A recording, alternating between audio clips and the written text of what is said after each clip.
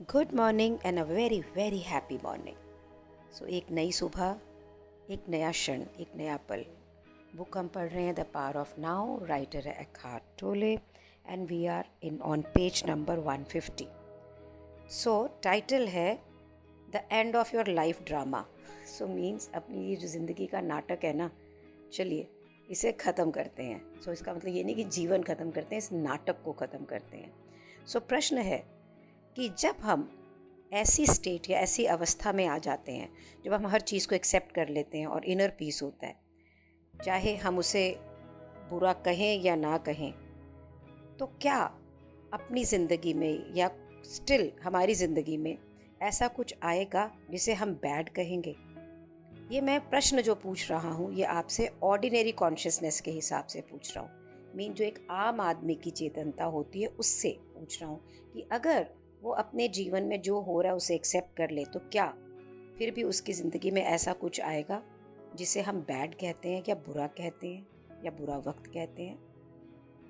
एक्हार्ट कहते हैं कि जो भी लोग हम अपनी ज़िंदगी में ये बोलते हैं ना कि सो कॉल्ड बैड थिंग्स है कि हाँ ये मेरी ज़िंदगी में गड़बड़ है, ये सिर्फ अचेतनता की वजह से ही कहते हैं, क्योंकि ये सेल्फ क्रिएटेड है, ये हमने खुद क्रिएट करा है, रादर ईगो क्रिएटेड है, बल्कि ईगो से क्रिएट करी गई है। जो हमारा अहम है इसे हम करते हैं। I sometimes refer to those things as drama. इसे एक्हार्ट कहते हैं कि मैं लोगों को नाटक कहता हूँ, नौटंकी कहता हूँ। जब आप पूर्ण रूप से कॉन्शियस होते हैं ना, तो आपकी ज़िंदगी में ये ड्रामा आता ही नहीं है। वो बता रहे हैं कि चलिए मैं आपको बताता हूँ कि ये ऑपरेट कैसे करता है। जो ये मैं कह रहा हूँ ये ऑपरेट, ये ईगो, ये अहम, ये ऑपरेट कैसे करता है और ये ड्रामा कैसे क्रिएट करता है। ईगो जो है ये एक अनऑब्जर्व्ड माइंड है, मीन्स अप्रत्यक्ष, जो आपको दिखता नहीं है, इनविजिबल माइंड है, जो आपकी ज़िंदगी को चलाता है जब आप इस चीज़ से प्रेजेंट नहीं होते हैं कि आपकी विटनेसिंग कॉन्शियसनेस क्या है, मीन दृष्टा भाव से। जब आप अपने जीवन को दृष्टा भाव यानी वॉचर की तरह नहीं देखते हैं, बिल्कुल चेतन मन की तरह, इसको विटनेस की तरह नहीं देखते हैं, तो ये जो माइंड है ना, जो आपको नज़र नहीं आता है, यही आपको चलाता है। ईगो कैसे परसीव करती है? ईगो परसीव करती है अपने आप को कि मैं एक छोटा सा टुकड़ा हूँ टूटा हुआ, और ये जितना ब्रह्मांड है ना ये हॉस्टाइल है, ये मेरे लिए ठीक नहीं है, ये मेरा दोस्त नहीं है। और इस ईगो का, इस अहम का किसी भी चीज़ से कोई कनेक्शन नहीं है, किसी दूसरी बीइंग से कोई कनेक्शन नहीं है, और कनेक्शन तो है ही नहीं। इसी तरह से ये सराउंडेड भी उन्हीं लोगों से जिनकी भी उतनी ही ईगोज हैं आगे। पहले तो हम हैं एक ऐसा फ्रेगमेंट जिसको, जो कि बिल्कुल हॉस्टाइल ब्रह्मांड में है, जिसके कोई दोस्त नहीं है। फिर हम सराउंडेड भी ऐसे लोगों से हैं जिनकी भी ईगो वैसी है कि जिनका भी, वो भी एक फ्रेगमेंटेड है और उनका भी जो ब्रह्मांड है वो उनसे फ्रेंडली नहीं है। ये जितनी भी ईगो हैं ये क्या देखती हैं? पोटेंशियल थ्रेट, कि डर, कि मेरे को किसी चीज़ से हानि होने वाली है, और which it will attempt to use for its own end, या ये ईगो हमें यूज़ करेगी ताकि जो हमारे अहम को चाहिए वो उसे मिले। तो बेसिक ईगो पैटर्न्स क्या हैं, ये कैसे डिज़ाइंड है? ये ऑलरेडी ना ऑटोमेटिक पैटर्न्स हैं। और ये डिज़ाइन कैसे हैं? ये डिज़ाइन है कि जो गहराई तक छुपे हुए हमारे फियर है ना, डर है और सेंस ऑफ लैक है, कमी है, कि मेरे जीवन में ये नहीं है, वो नहीं है, चाहे वो पैसे से हो, इमोशनल से हो, हेल्थ से हो। तो ईगो का पैटर्न ऐसा है कि ये इसके लिए लड़े, डर से लड़े, और इसको लैक ऑफ सेंस से लड़े, ठीक है, द सेंस ऑफ लैक से लड़े। यहाँ पर क्या है? यहाँ पे रेजिस्टेंस है, ये क्यों नहीं हुआ, वो क्यों नहीं, कंट्रोल है, मैं इसको कर लूँ, ऐसा हो जाए तो बेटर हो जाए, पावर, ग्रीड, डिफेंस, अटैक, मुझे मलकियत मिल जाए, मुझे मुझे चाहिए, ये भी मुझे चाहिए। और इन सबको पाने के लिए कभी हम डिफेंस में जाते हैं, अपने आप को बचाते हैं, कभी अटैक करते हैं। बहुत सारे ईगोज लोगों के ऐसे भी हैं जो बहुत ही चतुर हैं, एक्सट्रीमली क्लेवर हैं, लेकिन अगर देखा जाए ना तो सच्चाई में वो किसी भी प्रॉब्लम को सॉल्व नहीं कर पाते। क्यों नहीं कर पाते? ये जो अहम, ये जो ईगो है, इतना डिफेंस करती है, अटैक करती है, प्लान करती है, इतना कुछ हम बिजनेस के लिए ये कर लें, वो कर लें, जिंदगी में ये कर लें, तो भी हमारी प्रॉब्लम्स क्यों नहीं सॉल्व होती? You know why? एकार्ट कहते हैं क्योंकि ये ईगो, ये अहम खुद ही एक प्रॉब्लम है। और जब ये एक प्रॉब्लम है और फिर हमारे बहुत सारों की ईगोज हैं, जब ये इकट्ठी आती हैं, तो चाहे ये पर्सनल रिलेशनशिप में आए, चाहे ये ऑर्गेनाइजेशन कोई संस्थानों से आए, या कैसे भी आए, कुछ ना कुछ बुरा ऐसा होगा ही होगा। जहाँ पे कोई एक नाटक, नौटंकी, एक ड्रामा चल रहा है, फिर कोई और ड्रामा चल रहा है, और इसका आकार कैसा होगा इस ड्रामे का? कॉन्फ्लिक्ट, लड़ाइयाँ, प्रॉब्लम, पावर स्ट्रगल, ये प्रेसिडेंट बन गया, ये नहीं हुआ, इमोशनल स्ट्रगल, फिजिकल वायलेंस, ये सब कुछ होगा इसके अंदर। क्यों? क्योंकि ये जो ईगो है ना, इसके अपने डिमांड्स है, और ये ऑपरेट कहाँ से कर रही है? डर से और सेंस ऑफ लैक से। अब जब बहुत सारी कलेक्टिव ईगो मिल जाती हैं तो इविल्स बहुत सारा क्रिएट होता है, जैसे लड़ाइयाँ, गेनोसाइड, नरसंहार, एक्सप्लॉयटेशन, शोषण, ये सब हो जाता है। अगर आप देखिए तो कोरोना क्या है? एक तरह से नरसंहार ही है ना। और ये होता क्यों है? ये होता है मास्ड अनकॉन्शियसनेस, मीन्स जब बहुत सारे लोग अचेतन होते हैं तो ऐसा होता है। और फर्दर मोर बहुत तरह की बीमारियां जो हैं, ये क्योंकि ईगो कंटिन्यूसली रेजिस्ट करती, विद्रोह करती है हर चीज़ का, ज़िंदगी को वैसा नहीं लेती जैसे कि चल रही है, तो उससे बीमारियां शुरू हो जाती हैं। अब बीमारी शुरू होने से क्या होता है कि हमारे शरीर के अंदर blockages of flow of energy नहीं रहती है, उसको ब्लॉक मिलते हैं, वो फ्री फ्लोइंग नहीं है, रिस्ट्रिक्शंस है उसके अंदर। और जब आप रिकनेक्ट करते हैं अपनी बीइंग से, जब आप दिमाग पे आधारित नहीं होते, वो आपका मालिक नहीं होता है, तो ये सारी चीज़ें बिल्कुल सीज कर जाती हैं, ख़त्म हो जाती हैं। And you do not create, ना तो आप क्रिएट करते हैं और ना आप पार्टिसिपेट करते हैं ऐसे किसी ड्रामे में। जब भी कोई भी दो ईगो इकट्ठी आएंगी ना, तो कोई ना कोई ड्रामा तो होएगा ही होएगा, चाहे वो एक तरह का हो, चाहे वो दूसरी तरह का, कोई ना कोई घटना ऐसी घटेगी। अगर आप अकेले रहते हैं ना, तो आप अपने आप से नाटक करते हैं, आप तब भी ड्रामा क्रिएट कर लेंगे। आप अपनी सॉरी फील करेंगे, अरे मैं तो ये बेचारा हूँ, ये भी एक ड्रामा है। आप गिल्टी फील करेंगे कि और मैंने क्या कर दिया, एंग्शियस फील करेंगे कि अरे मेरे करने से ये हो गया, मैं तो बहुत बुरा इंसान हूँ, ये भी एक ड्रामा है।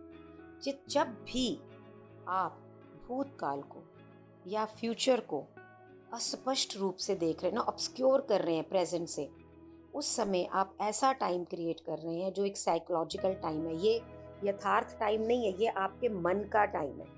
और ये जो टाइम है ना, इसने तो ड्रामा बनाना ही बनाना है। चाहे आप इस प्रेजेंट मोमेंट को नहीं करेंगे ना, व्हेन एवर, जब आप इस प्रेजेंट मोमेंट को एक्नॉलेज नहीं करेंगे, इसे अलाउ नहीं करेंगे, इसको इज्जत नहीं देंगे, इसको मान नहीं देंगे, तो ये तो ड्रामा बनना ही बनना है। और बहुत से लोग ना इस ड्रामे से ना प्यार करते हैं। मेरी मॉम थी ना, आंट एगनी बोलती थी मैं उनको, वो पता नहीं कहाँ कहाँ से लोग खोज लेती थी जिनके ज़िंदगी के अंदर कुछ ना कुछ घचर पचर चलती थी, और फिर वो उस घचर पचर को दूर करने के लिए रानी झांसी की तरह पूरे समाज से लड़ती थी। मतलब किसी ना किसी के घर में ड्रामा चलता ही था, कभी झाड़ू वाली के, कभी काम वाली के, कभी रिश्तेदार के, इसकी बहू को ये बोल दिया, उसको बहू को बोल दिया। तो आज जब मैं इसको देख रही हूँ तो मैं ये समझ में आ रहा है कि उनकी जो ईगो थी, मेरी मदर की, वो हेल्प करना चाहती थी, उनकी ईगो को यही फूड था कि कोई ऐसा ज़िंदगी में मुझे मिले और मैं उसकी हेल्प करूँ, उसी से उनको संतुष्टि मिलती थी। इसका मतलब ये नहीं कि वो हेल्प नहीं करे, पर हम भी हैरान होते थे, यार ये सारी चीज़ें इनके पास ही क्यों आती हैं, इन्हें क्यों मालूम पड़ता है। तो she used to invite that drama she will invite. So इसी तरह से ना जो लोग हैं, मैं अपनी अगर बात करूं तो मैंने 4-5 साल बड़े ड्रामे करे हैं। मैं बेचारी, मुझे यूज़ किया जा रहा है, मैं पैसे कमाने के लिए मुझे ध्यान रखा जा रहा है कि मैं मर ना जाऊं, इसीलिए मुझे दवाई दी जा रही है। बड़े ड्रामे करे, नरक कर दिया मैंने सबका जी। पर जैसे जैसे अब मैं प्रेजेंट हो रही हूँ तो मुझे गिल्टी नहीं हूँ, थी एक टाइम पर, now I am not guilty. So let's not be guilty about it if we are doing anything like that. अगर हम ऐसा कुछ कर रहे हैं तो गिल्टी होने की ज़रूरत नहीं है। So let's move out of it. So आपने ना क्या किया, या मैंने क्या किया, या हमने क्या किया कि हमने अपना पूरा जो सेंस ऑफ सेल्फ है ना हमारा, जो प्रभुत्व इसी के अंदर लगा दिया है, और इसमें कुछ नहीं है, ये सिर्फ असफलता है।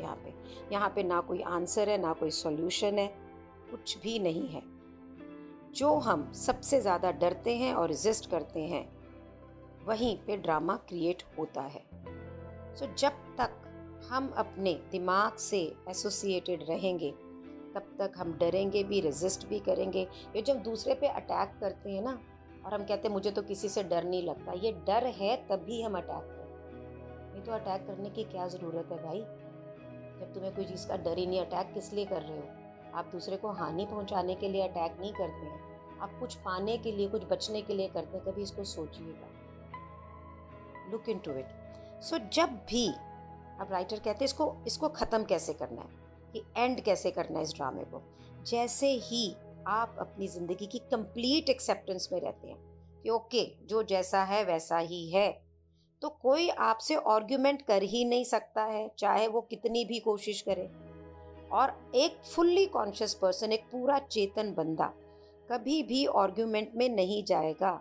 आर्ग्यूमेंट का एक ही मतलब है, आपके दिमाग से उसकी आइडेंटिफिकेशन, उसकी पहचान, एक मेंटल पोजीशन जहाँ पे रेजिस्टेंस है, जहाँ पे reaction to other people position है, कि वो क्या है, वो क्या है, वहाँ का रिएक्शन है ये।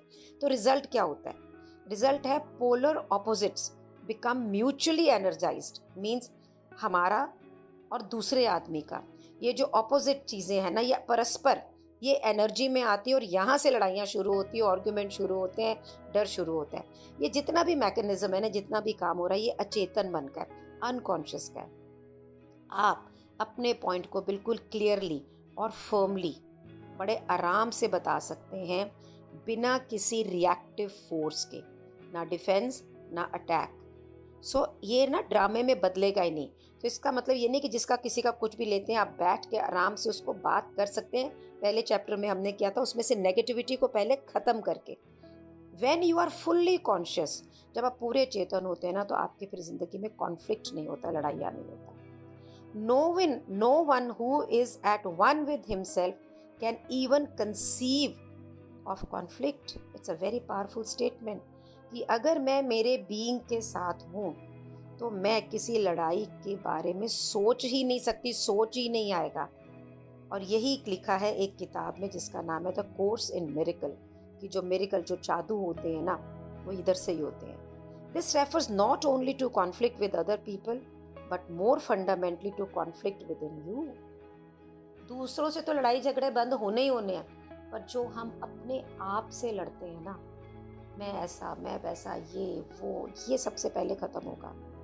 और जैसे ही आपके अंदर क्लैश ख़त्म हो जाएगा ना, between the demands and the expectation of your mind, then क्या रहेगा वहाँ? जैसे ही आपके दिमाग की इच्छाएं, डिमांड और एक्सपेक्टेशन कि मेरे को ये मिल जाए, वो मिल जाए, नहीं ये तो चाहिए ही है, अपने आप से भी, दूसरे से नहीं, अपने आप से, शालिनी ये तो तूने काम नहीं करा तो तू बेकार है, ये तो तुझे चाहिए ही है। अरे यार, तो ये बेटे के लिए कर दे, बेटी के लिए कर दे, ये डिमांड है, एक्सपेक्टेशन है, अच्छी माँ, अच्छी पत्नी, ये वो। सो अपने आप से एक्सपेक्टेशन और दूसरों से एक्सपेक्टेशन एंड डिमांड्स, जैसे ही ये ख़त्म होता है और एक्सेप्टेंस आती है कि ओके, मैं जैसी भी हूँ, होल, कंप्लीट एंड परफेक्ट, वो जैसा भी है वो भी होल, कंप्लीट एंड परफेक्ट है, और समय भी जैसा, ये क्षण भी जैसा, ये हालात भी जैसे हैं, ये होल, कंप्लीट एंड परफेक्ट है। सो मीन्स जो जैसा है वैसा है, व्हाट इज और व्हाट सो।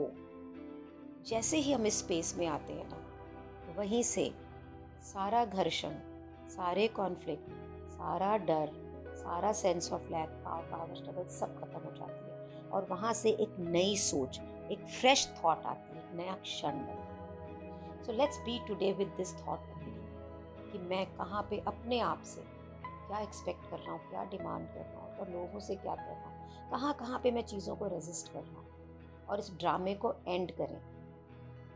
अपने आप के देखिए मैं कहाँ कहाँ ड्रामा क्रिएट करता हूँ। मैं तो बहुत करती हूँ जी। अभी तो बड़े तो थोड़े कम हो गए, छोटे तो बड़े सारे हैं। सो आज से मैं ये ड्रामे भी पूरे पूरे पूरे ख़त्म करूँगी, बिना किसी आसक्ति के, because I am whole, complete and perfect, and people around me are whole, complete and perfect. Thank you so much for being in my life. मेरे यहाँ के ड्रामे भी और आपके यहाँ ड्रामे भी क्योंकि हम इकट्ठे हैं इसीलिए ख़त्म होंगे। Thank you so much.